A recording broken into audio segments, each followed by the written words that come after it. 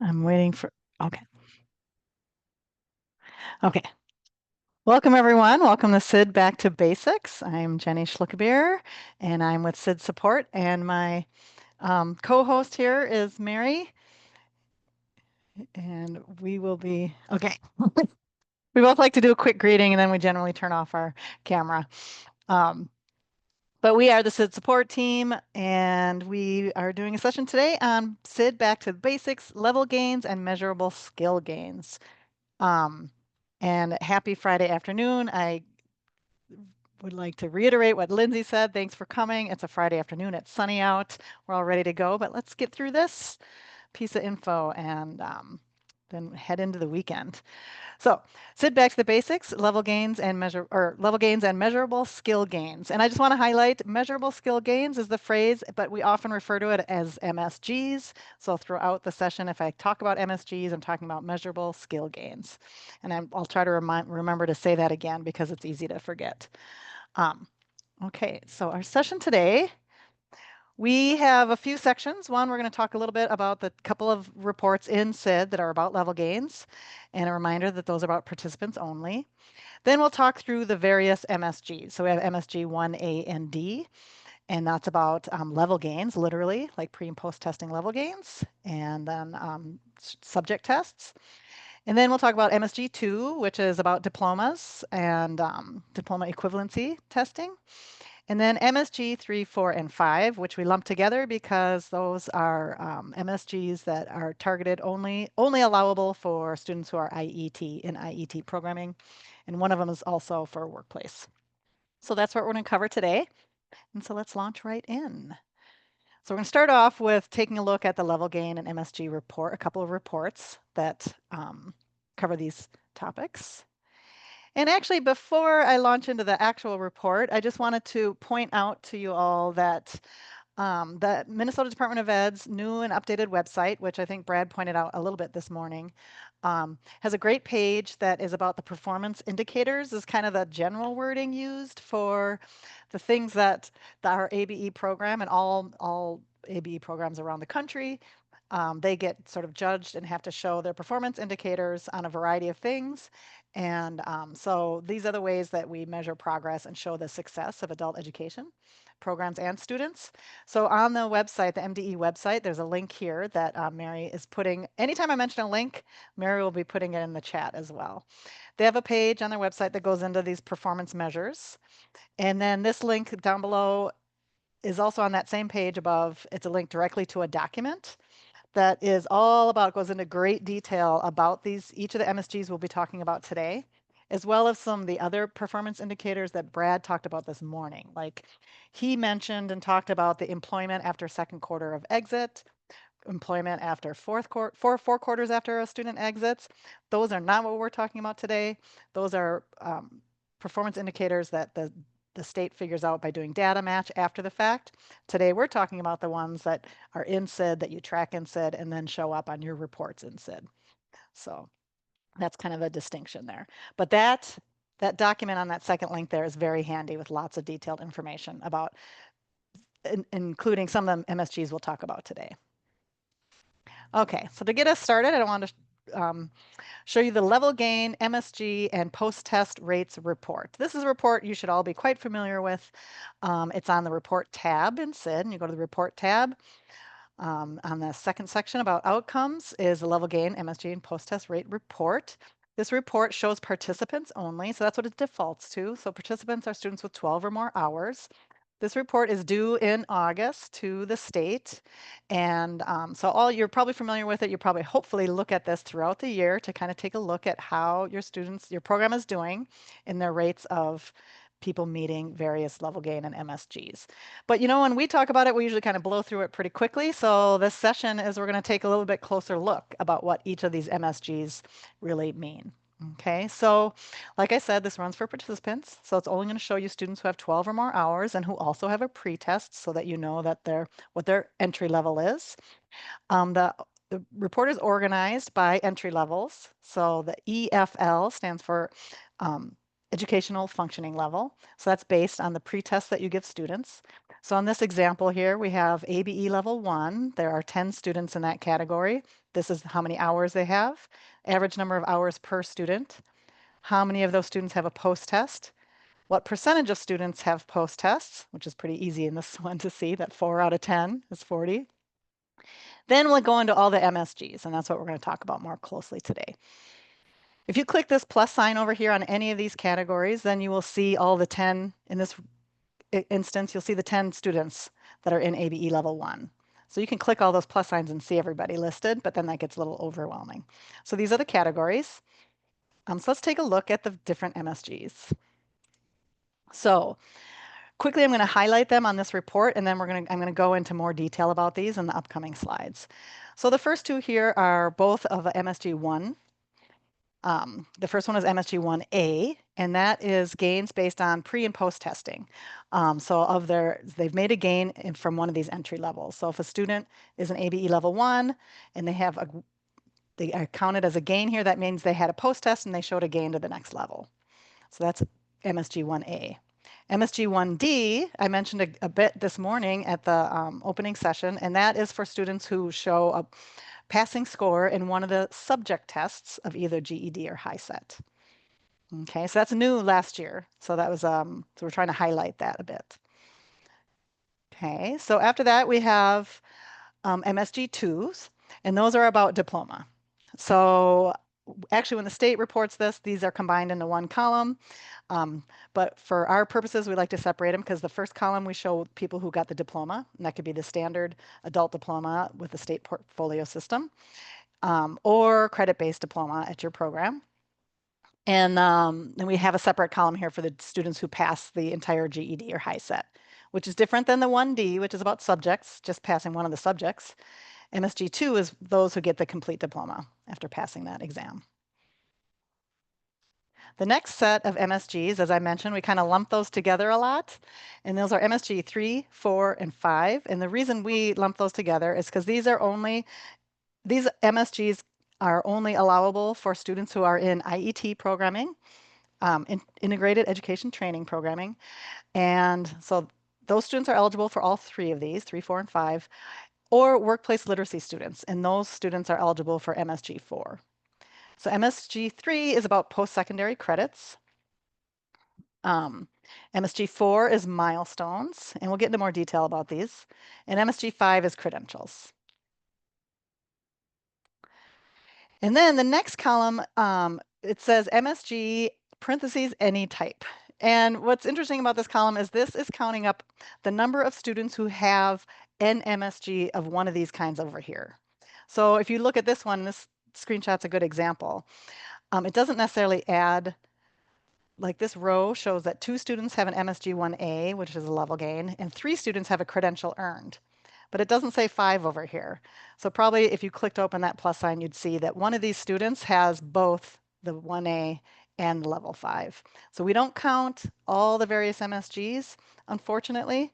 What we do count is people who have an MSG.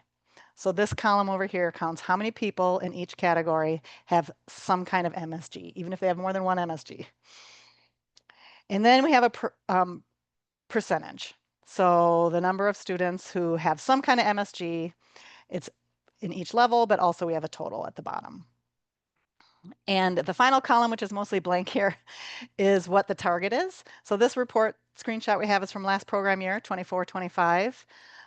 We use that screenshot because we got a lot more students in it, so it has more info than a current report.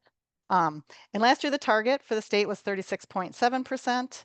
And this year it raised a little bit, but only to 36.8. So, and if you were at morning session, you know that we as a state met our goal, so that's great. And it's increasing only a little bit, so hopefully we just keep plugging away and we should meet the MSG goals for next year as well. I believe we're on the right track. Okay. Let's go a little more detail into, one other report.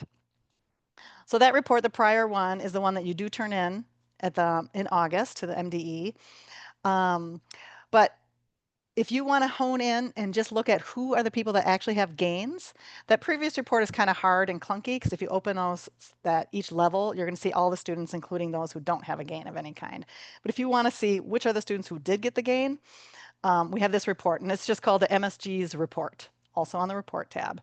So there we just narrow it down to just the folks who actually got a gain. So one that we remind people to especially keep their eye on is GED, or if HiSET.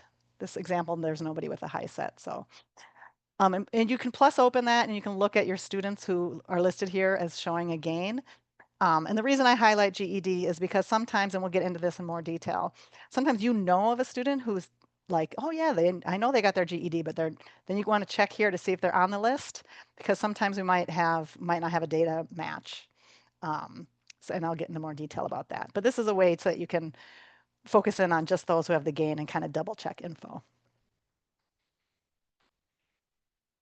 All right, so let's go a little bit more detail into the actual MSGs. So the first one is about um, level gains. So the 1A is about pre and post testing. So this traditionally, if you've been in ABE for as long as I have, you know that this was the only kind of way we could show gains for a long time, is you to give a pre-test to your students and then post-tests and maybe many post-tests if they stay around for a while. And then if they show gains from one level to the next, that counts as a gain. So you can only show these types of gains on allowable tests that have been approved by both the National Reporting System and Minnesota Department of Ed. And currently, our allowable tests are CASAS Goals Reading, which has an asterisk because that one is scheduled to expire next June 30th. But we also have CASAS Goals 2, Reading and Math. The CASAS Goals Math has been around for a while. CASAS Goal 2 Math. Reading was just approved. So be sure, if you use CASAS Goals, be sure you're starting to move everyone over to CASAS Goals 2, because the plain old Goals is expiring soon. Currently, 11 and 12 TABE are still eligible. They also have the asterisks because they are scheduled to expire next June. So hopefully if you are a TABE program, hopefully you've been moving your students to TABE 13, 14, all the same subjects, reading, math, language. And most of these two sets of tests up here are generally your ABE students. And then we also have CASA Steps reading and CASA Steps listening. Those are allowable by NRS and MDE.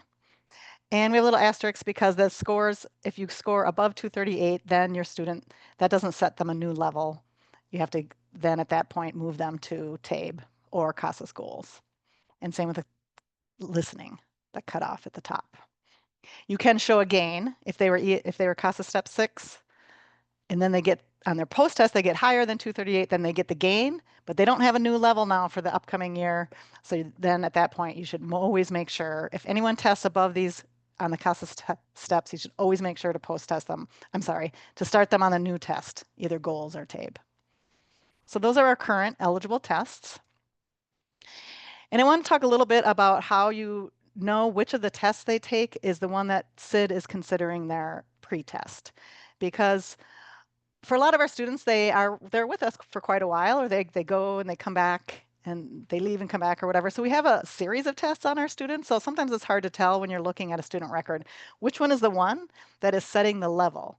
So if you remember, that level gain report chunks every student into either one of those levels, A, B, 1, 2, 3, ESL 1, 2, 3, etc. So with the brand new students, pretty easy. The first test they take with you is going to be their pre-test. And I'll talk about if they take a couple different tests in a moment. For returning students, SID's gonna look at the last test they took before July 1st. Okay, so I always think of SID as this little computer that's looking back at a student who's been with you maybe for a whole year, and then July 1st hits, it's the new program year. Well, SID kind of just looks back to see what their most recent test was. What was their last test before July 1st? And it uses that to determine their educational functioning level for the year. Okay. Where it gets really tricky is if a student has multiple subjects. So if they have like a reading and a listening test or reading and math, then SID has to do this whole calculation. And what it does is if you continue to test them and in one of those subject areas they get a gain, then SID's going to slot them into the level where they had the gain. So if you gave a TABE math and they have CASA steps, so they have an ELL level and an ABE 1 level or something. Well, then they show a gain in that math, that student's going to show up on that ABE level. Okay. If they have multiple tests and post tests, but they don't have a gain, then SID is going to choose the one where they at least have a post test. The logic there is that, okay, they post tested in math, but not reading. Well, math seems to be something they're clearly studying. So that's going to be the area we're going to plop them into. If they have several post-tests in the different subjects, no gain, then it's going to pick whichever one of those post-tests is their lower level. So there's a little bit of, a little bit of calculating for it to figure out what it's going to consider their entry level. So that's the pre-tests. Okay. So for post-tests, as you know, you are supposed to continually test your students. So hopefully we can capture some of these students and their learning gains. But you can only post-test students after they've had at least 40 hours of attendance since their previous test.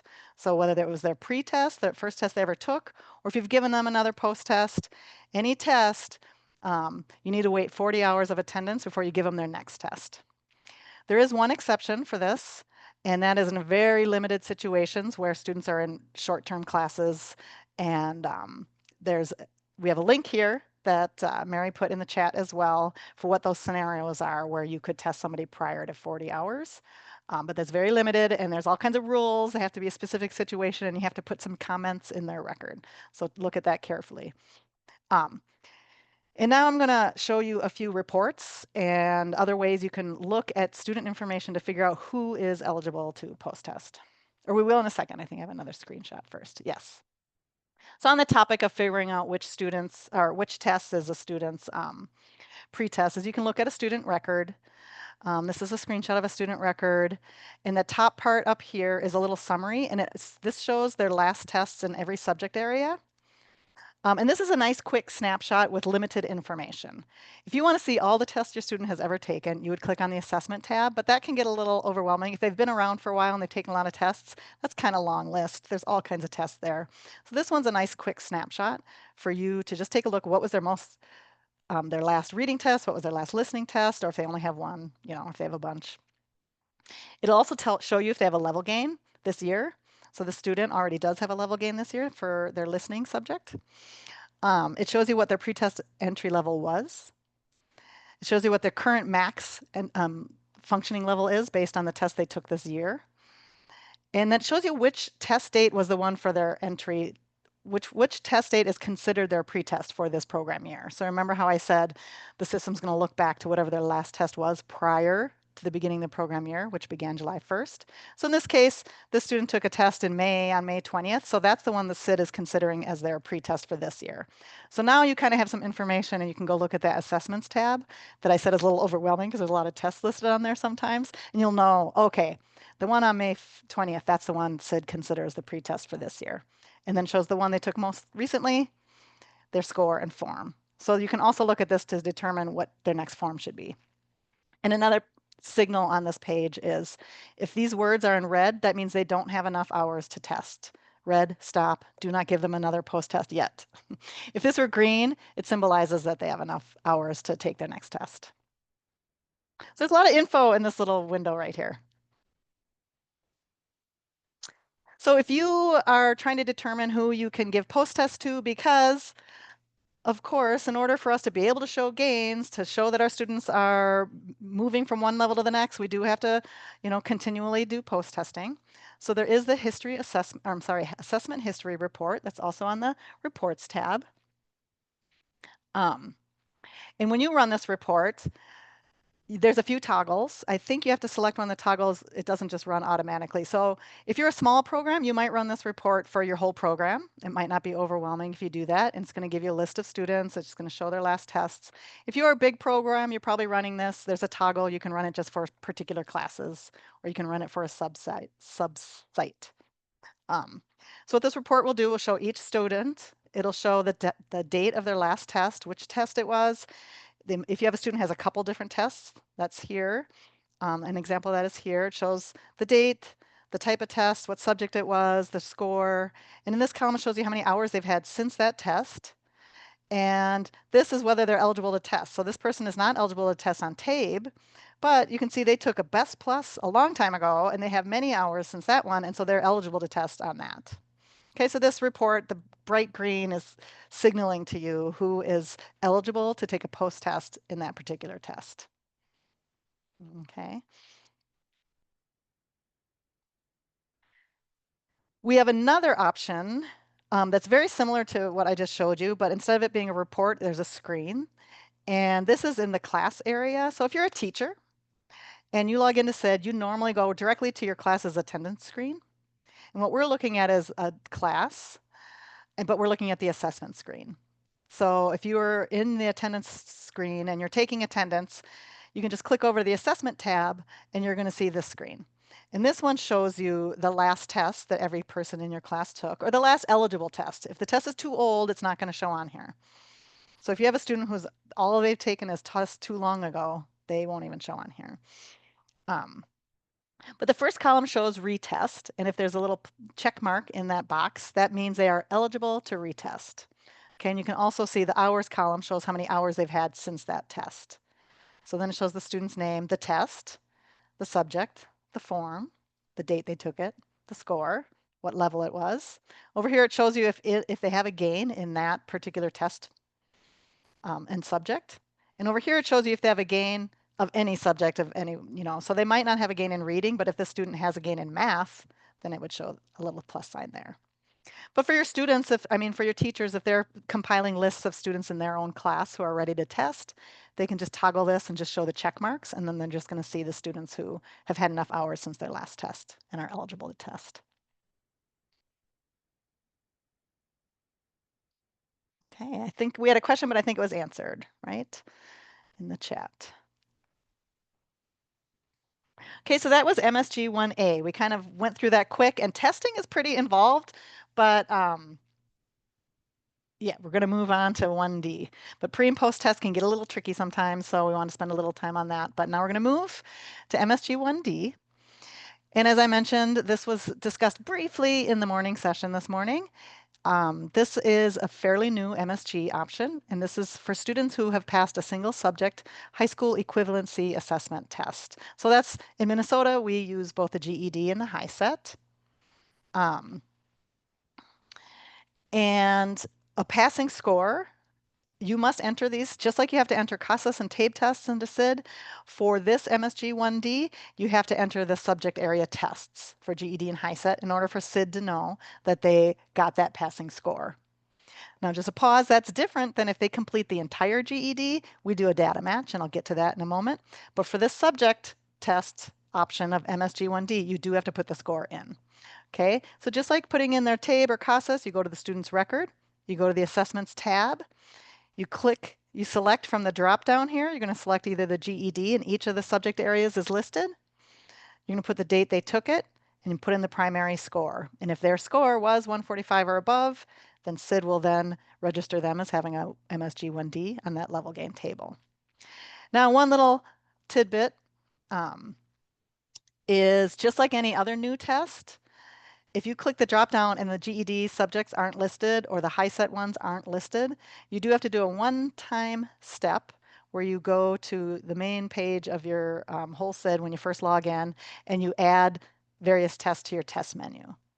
Okay, you just have to do that once, and once you've done that, then all those GED subject areas will always appear on your drop down from then on forward. But you do have to do that one time. And we have a little help article on how to do that. And you have to do it so rarely that we all forget how to do it. Not just you all, I do too. But make sure you do that, then you can start adding those GED subjects or HiSET subjects. Okay. MSG 2. So these are about passing either of the types of diplomas, sorry, and including those tests, the GED and HiSET. So we have these kind of split out in these two categories here. We have the high school diplomas that are offered in Minnesota for adults. The first one listed here is the standard adult high school diploma, which is a portfolio approved by Minnesota Department of Ed. This MSG, you do not have to enter, you don't have to go and put in a test score, you don't have to enter a goal or anything. This will automatically appear in SiD when the student has completed the whole diploma process. Now that whole diploma process is a big project. So if you are a program, in fact, maybe people could chime in. Oh wait, before I do that, Mary did put in the chat a link to more information about that standard adult diploma program. If you are a program that does not yet offer that for your students, you can click on there and get more information. It takes a lot of training and everything, but it's a pretty cool program to help your students get diplomas. Does anybody here in this session today, does your program offer the adult standard adult high school diploma? Just chime in with yes, we do, or something. I'm just curious. Um, if you do, you know how it works. You submit, yeah, Minneapolis does. You submit documentation. They maybe can get credit for high school credits they've done, GEDs. It's a combo of information. It's really kind of pretty cool. But once they complete that, the fact that they've completed it will automatically appear in SiD, and so you don't have to worry about assigning them a test score or a goal. Now, there's another type of adult diploma in Minnesota, which is a credit completion or recovery type diploma. And those, I know a handful of programs around the state offer that. I think they have to be in partnership with like your K-12 school district. Now that type of, if a student gets a diploma through that process, that is something you do have to enter in SiD, and we'll show you that, where you do that in a moment. Then we have the GED and the HiSET, and those are exams that students take. And if they complete those exams and earn their diploma via one of these testing systems, that also will appear in SiD. Now that takes a little bit of work. We have to do a data match, which we do behind the scenes. We at SiD get information from Minnesota Department of Ed, which they have gotten from HiSET or GED.com. They get a file, they send us the file. We do a data match behind the scenes to see if anybody who completed the GED in Minnesota is an ABE student. If we find a match, then this MSG will automatically appear on the student's record for GED 2014 passed. And we'll show you that in a moment and what it matches on.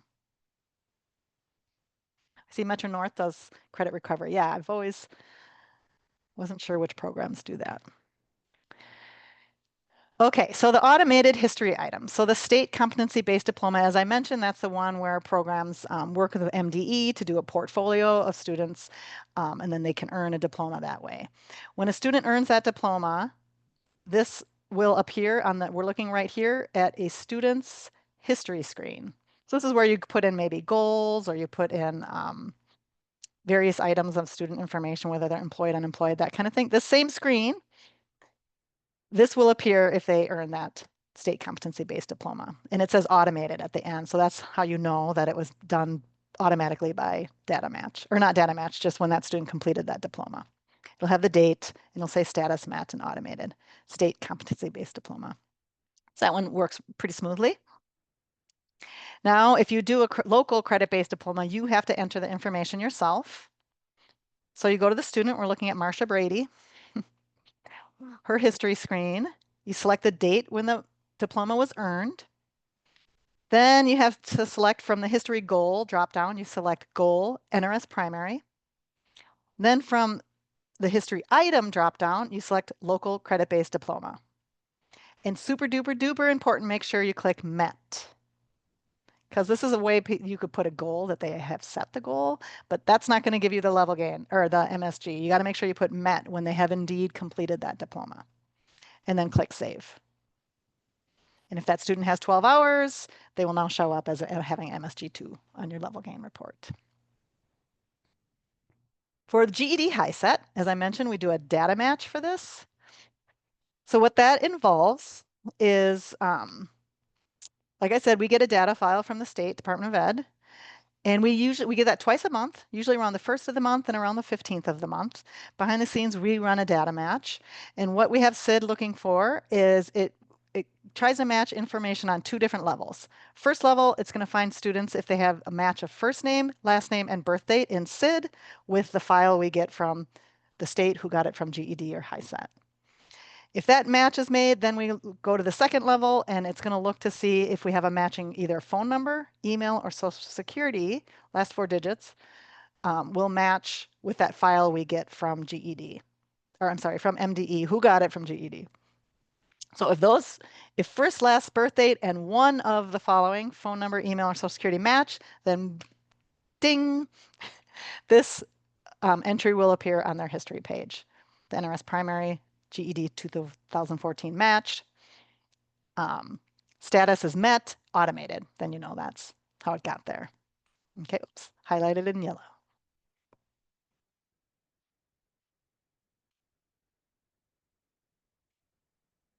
One thing I should say about GED.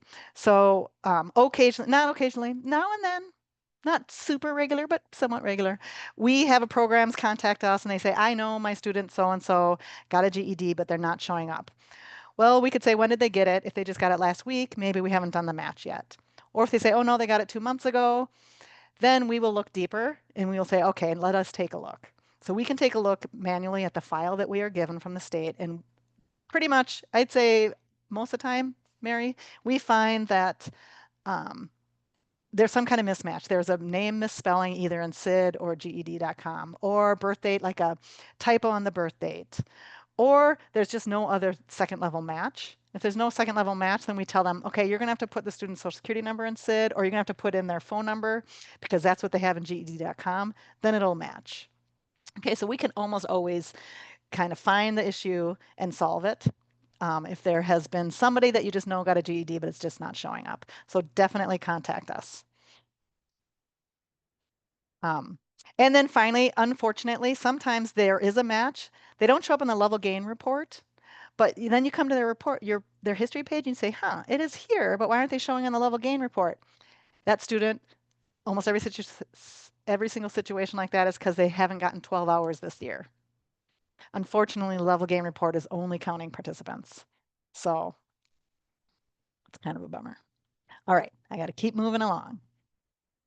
So MSG 3, 4, and 5, these are for IET and workplace literacy students. Now, in order for your students to earn or to show up as earning these MSGs, you have to make sure you're labeling your classes correctly. Okay, so I'm talking about integrated education training classes or workplace literacy classes. If you don't have either of these types of classes, you can probably zone out a little bit here. But maybe you want to look into having these types of classes in your program. So integrated education training, these are class that is a set of services designed for student educational and career advancement.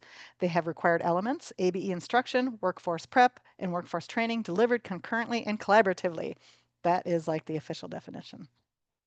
So there is a link here, and I'm sure Mary put it in the chat, that goes to the MDE page about IET programming if you want to learn more about that programming. And then we also have a help article about how to create these classes, because you do have to make sure you tag everything correctly so that you can then track MSGs properly.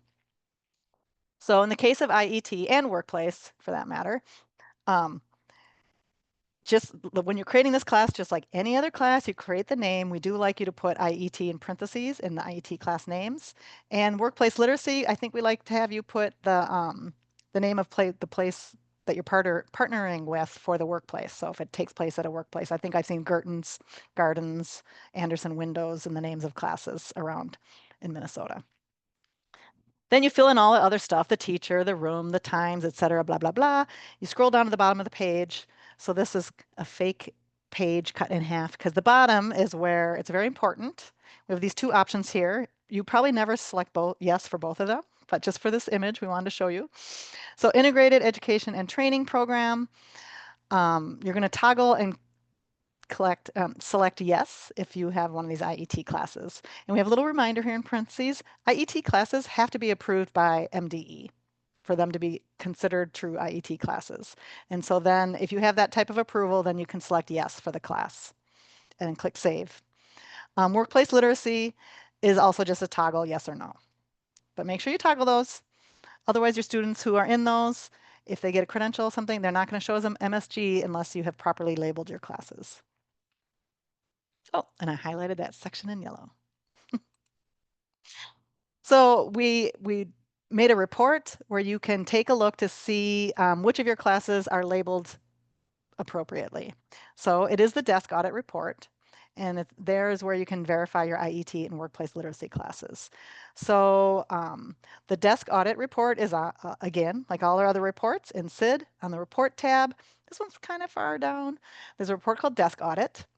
And on the first page, most of you are familiar with this because we do data cleanup sessions and we talk about this all the time. But on the first page of the desk audit is just information about students. How many of them have social security number? Are any of them missing some of their information?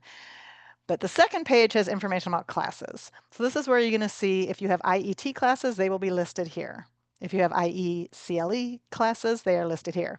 They're only listed here if you have tagged them properly with that little toggle I showed you a second ago. So you're going to want to look at this and say, okay, if you know, okay, we've got 3 IET classes, let me look at this report to make sure they're being tagged properly. You can see whether you've tagged them properly. They will appear on the report. And then the workplace literacy are down here on the bottom right. So you'll know if you've tagged them properly because they will appear on the report. And then of course, vice versa, if you have a class that appears on the report and shouldn't, you like have a class listed here, it's like ELO 5. And you're like, why is this labeled IET? That's strange. This is a signal to you that you better go edit that class. So on that previous screen that I showed you where you assign the IET label or the workplace literacy label, if you have a wrong label or if you forgot to label it, you can go back to any current class in action, click on the edit screen, and you can toggle yes or no back, turn it on or turn it off. So you can always fix it if you haven't labeled it yet, or if you labeled it incorrectly. So it's good to always take a look at this now and then just to make sure everything's labeled properly. Okay, so let's look at those 3 MSGs. So MSG 3 is progress on post-secondary transcript or report card.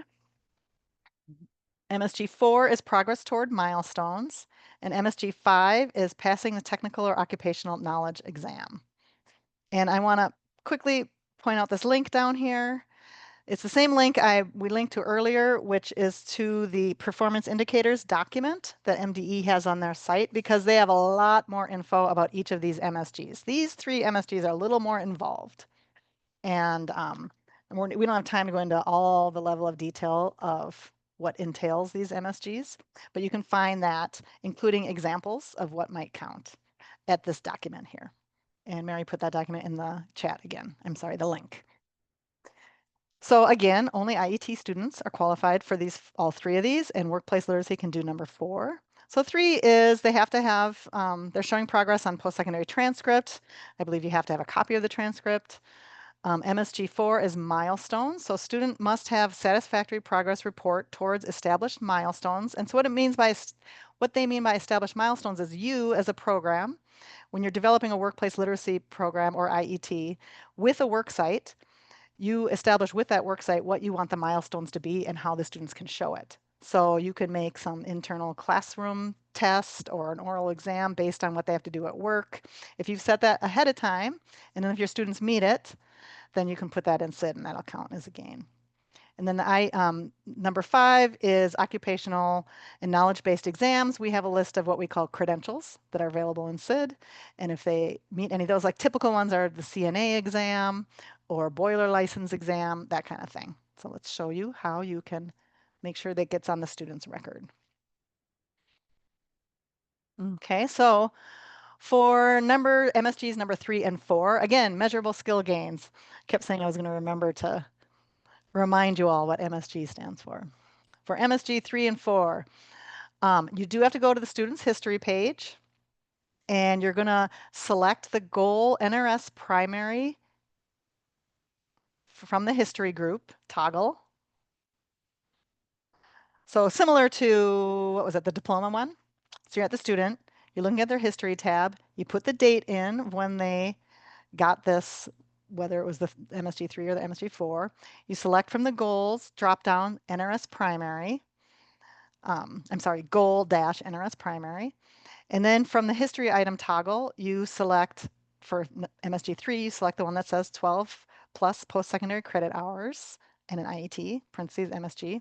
If it's MSG4, you select progress toward milestone, MSG. I could maybe edit these so this says MSG3 and this says MSG4. I might do that, talking to myself. And then again, like the diploma one, make sure you click MET, okay? Super important you click MET.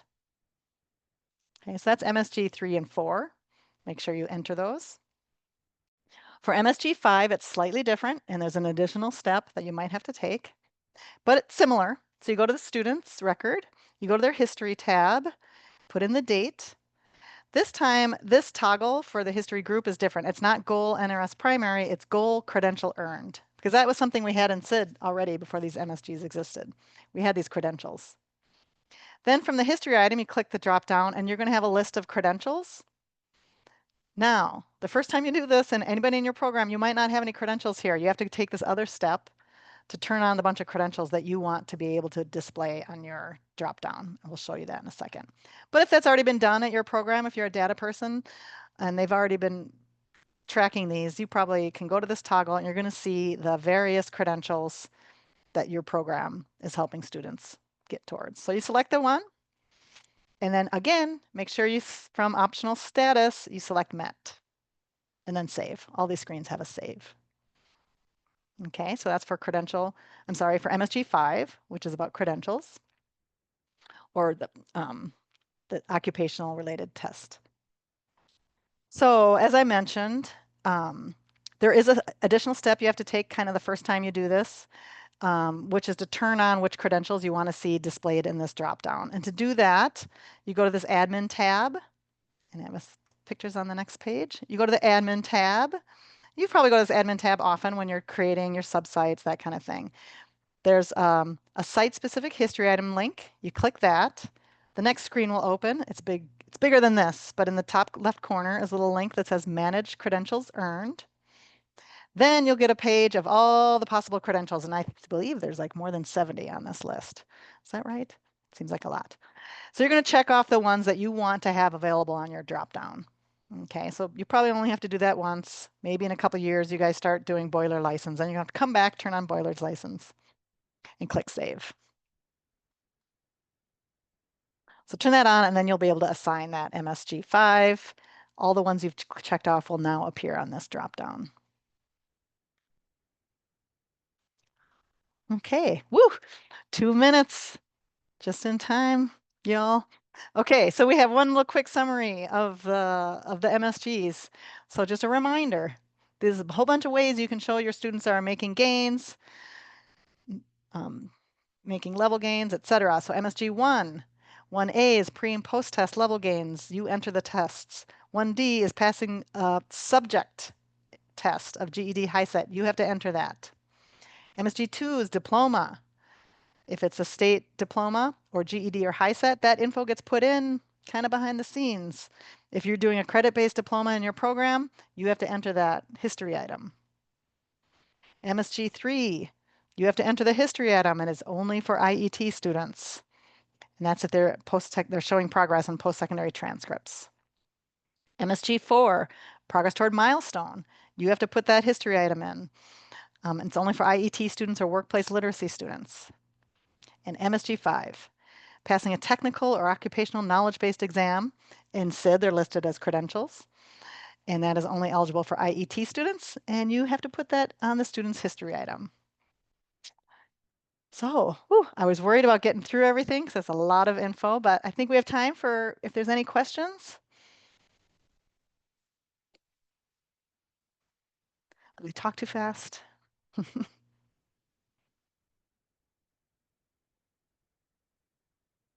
Pretty quiet out there. Any questions?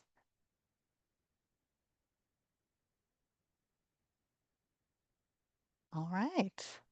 Well, if not, you know where to find us. Our email is sidsupport@literacymn.org, and that gets to both Mary and I. We are happy to answer questions. We try to turn around very quick. We also have a lot of help documentation, as you know, on our SiD help pages, which you can get to right from the SiD data system. Great, thank you, Brenda. I think you had a question early on. I hope you got it answered. I didn't have time to see all of them. Okay, then Lindsay put some information about you can check the participant folder for the PDF. Great, Brenda. Excellent. Yes, thank you so much, Jenny and Mary, for your work in the chat. This was very informative. Awesome.